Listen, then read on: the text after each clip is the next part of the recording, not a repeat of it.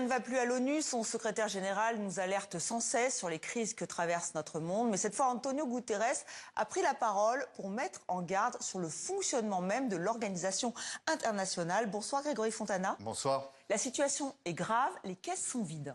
Et de son propre aveu, si l'ONU a déjà connu des situations particulièrement délicates, eh bien cette fois-ci, les Nations Unies sont tout simplement au bord de la banqueroute. Je vous propose d'écouter son porte-parole, le porte-parole donc d'Antonio Guterres. Once our reserves have dwindled to this extent, nos réserves ayant atteint ce niveau, notre capacité de paiement s'en trouve fortement compromise.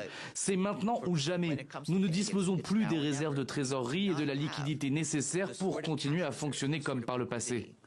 to keep functioning as we've done in previous years. Et l'ardoise est particulièrement salée à la fin de l'année 2025. Il manquait plus d'1,6 milliard dans les caisses, soit plus du double de l'année précédente. Tout cela parce que plusieurs pays ne paient pas leurs cotisations et le secrétaire général prend bien soin de ne pas citer les noms des mauvais payeurs. Mais on pense évidemment aux États-Unis, principal contributeur. Oui, puisque sur le papier, les États-Unis sont censés financer 22% du budget de l'ONU sur la période 2025-2027.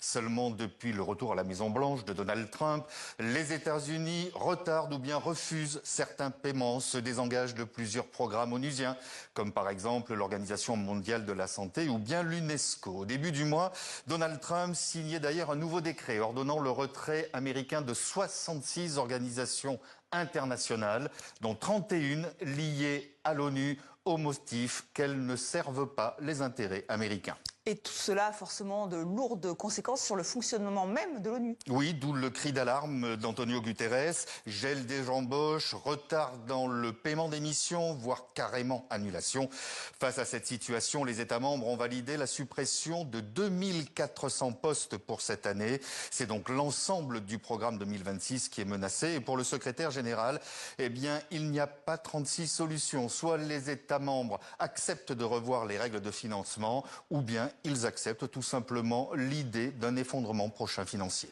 Merci Grégory. L'ONU au bord de la faillite.